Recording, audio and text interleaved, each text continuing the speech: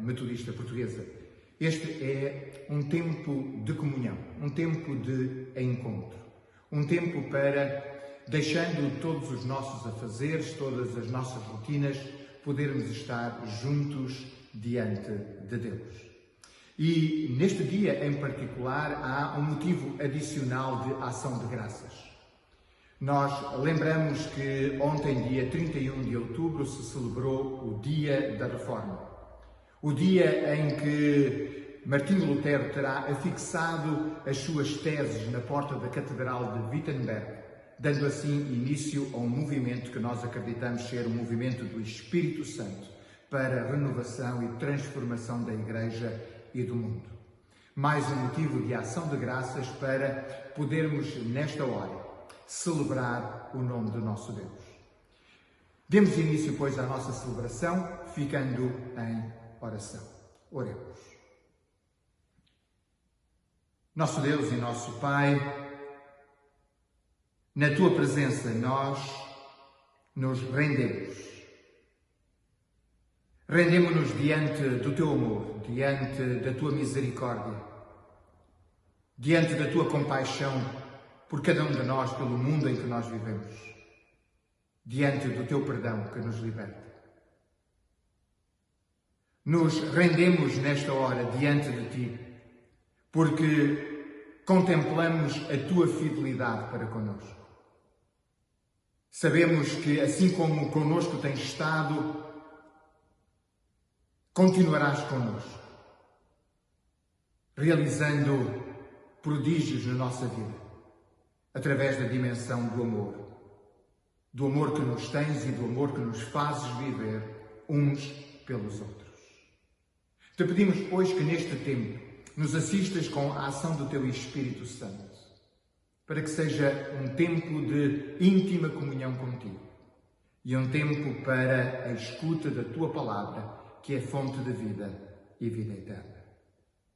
Nesta celebração nós lembraremos os homens e as mulheres que, contemplando a cruz, passaram do medo à ousadia pela vitória da ressurreição. Nós Te damos graças por todos estes homens e mulheres e Te pedimos nesta hora que nos assistas para que essa mesma transformação possa ocorrer nas nossas vidas. Oramos em nome de Jesus Cristo, nosso Senhor e nosso Salvador. Amém. Leitura do Salmo 46, versículos 1 a 7. Deus é o nosso refúgio e fortaleza, socorro bem presente na angústia. Pelo que não temeremos, ainda que a terra se mude e ainda que os montes se transportem para o meio dos mares, ainda que as águas rujam e se perturbem, ainda que os montes se abalem pela sua braveza. Há um rio cujas correntes alegram a cidade de Deus, o santuário das moradas do Altíssimo. Deus está no meio dela, não será abalada. Deus a ajudará ao romper da manhã. As nações se embraveceram, os reinos se moveram. Ele levantou a sua voz e a terra se derreteu. O Senhor dos exércitos está conosco. O Deus de Jacó é o nosso refúgio. Palavra do Senhor.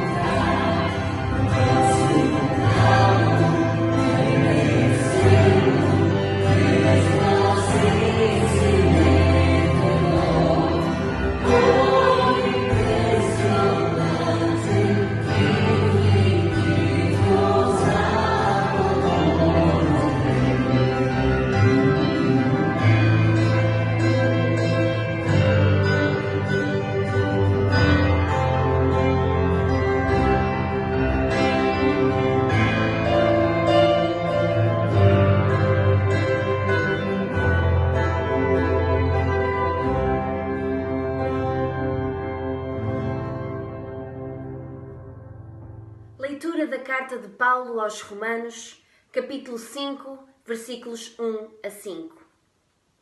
Sendo, pois, justificados pela fé, temos paz com Deus, por nosso Senhor Jesus Cristo, pelo qual também temos entrada, pela fé, a esta graça, na qual estamos firmes e nos gloriamos na esperança da glória de Deus. E não somente isto, mas também nos gloriamos nas tribulações, sabendo que a tribulação produz a paciência, e a paciência a experiência, e a experiência a esperança. E a esperança não traz confusão, porquanto o amor de Deus está derramado em nossos corações pelo Espírito Santo que nos foi dado. Palavra do Senhor.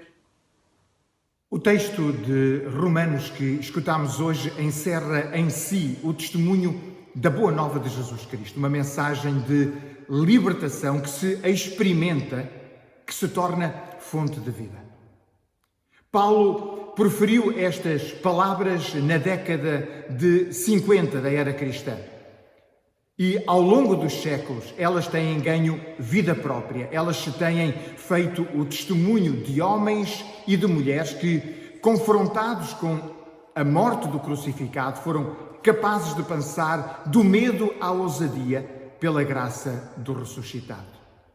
Assim aconteceu com os apóstolos, com os pais da Igreja, na sua luta permanente contra a heresia. Assim aconteceu com os reformadores do século XVI e assim acontece com os reformadores do nosso tempo. Convém, pois, creio eu, compreender estas palavras, de alguma forma simplificá-las no seu conteúdo, para que possamos perceber a transformação radical que se opera em Jesus Cristo na forma como olhamos e dizemos Deus. Um Deus cujo afastamento apenas nos impede de o aprisionar nos nossos conceitos ou preconceitos, mas cuja proximidade nos entra pelos sentidos, como vida e vida eterna. Importa, pois, lembrar o início desta longa história. Depois de ter criado com sabedoria o universo, Deus não considerou concluída a sua obra.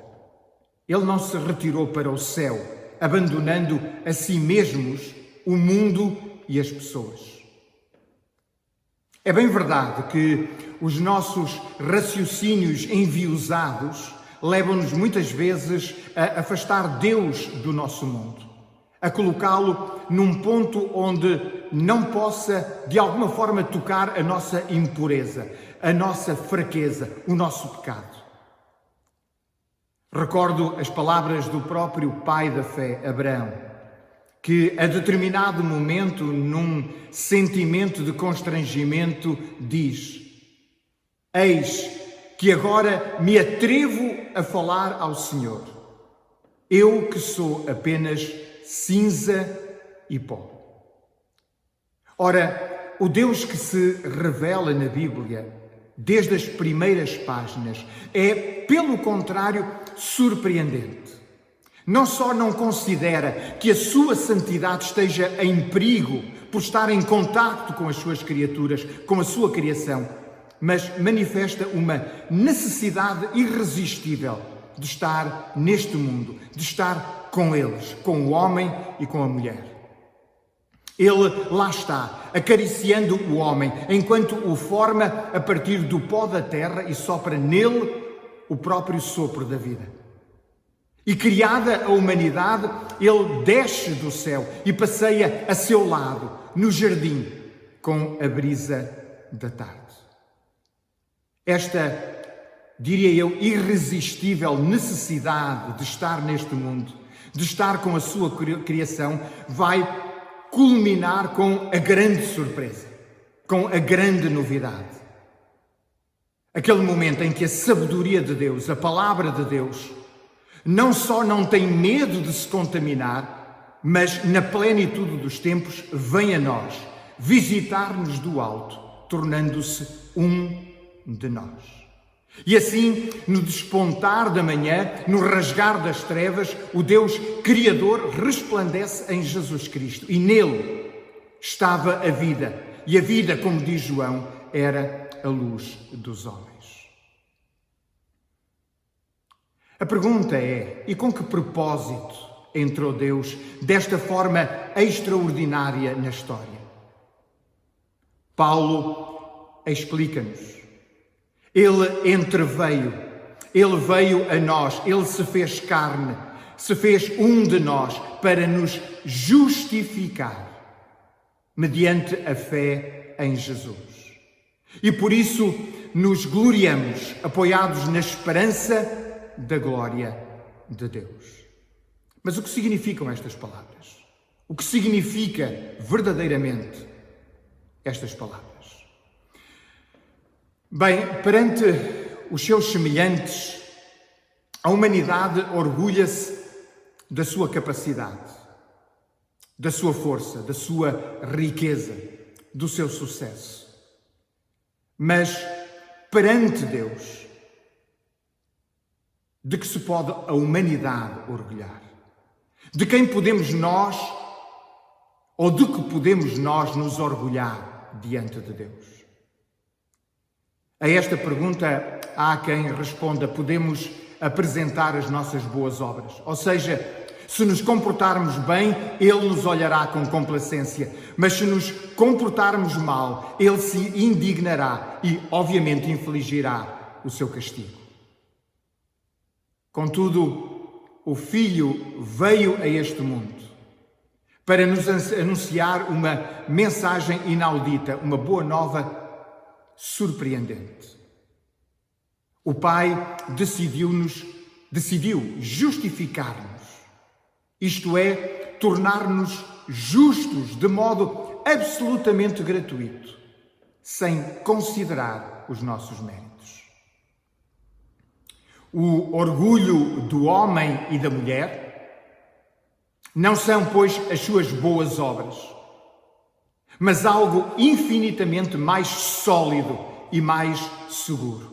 O amor incondicional de Deus. O amor que não falha. E isto não significa que Deus dá cobertura, que fará de conta que não vê os nossos pecados, a nossa ousadia na revolta. Não. Deus nos torna justos, porque, deixando-nos sempre livres, consegue, com o seu amor, mudar os nossos corações e fazer com que nos redescobramos na nossa verdadeira humanidade, uma humanidade visível em Jesus de Nazaré, o primogênito de toda a criação. Podemos tomar como exemplo o comportamento de uma mãe. Diante da recusa do seu filho em comer, e ainda que teime em manter a boca fechada, a mãe não se desencoraja, ela não desiste, não se resigna diante dos caprichos do seu filho, e certamente com beijos e carícias ela conseguirá atingir o seu objetivo, aquilo que quer. Que o seu filho se nutra com aquilo que o faz crescer. Ora, nós não podemos pensar que o amor transcendente de Deus seja mais débil que o de uma mãe. Se olhar apenas para si próprio, se o homem ou a mulher, se olharem apenas para si próprio, têm uma só coisa de que se gabar. É Paulo que nos diz: as próprias tribulações. E este olhar introspectivo do homem e da mulher não nos serve para nos lançar no desconforto, mas sim para nos abrir à confiança no amor de Deus e suscitar-nos uma esperança que certamente nunca será defraudada. Ter fé. Ter fé em Deus significa, pois, acreditar que Ele ama o homem e a mulher ao ponto de partilhar com eles a precariedade e a fragilidade da vida. Ter fé em Deus. Significa cultivar em nós, com persistência e total abnegação, esta esperança de que o amor infinito, de que este amor que não podemos entender, o amor do Pai, pode registar algum insucesso momentâneo nas nossas vidas, mas nunca uma derrota definitiva. Que assim seja. Oh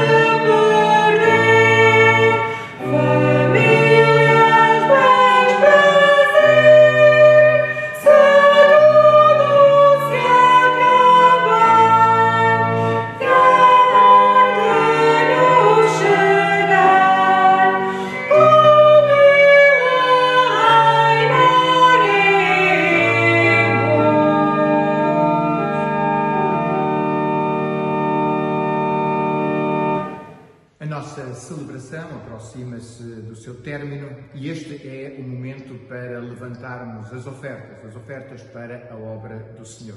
E fazemos-lo com um profundo sentido de gratidão por tudo quanto Deus nos tem concedido, a cada um de nós e à sua comunidade de fé ao longo de toda uma jornada.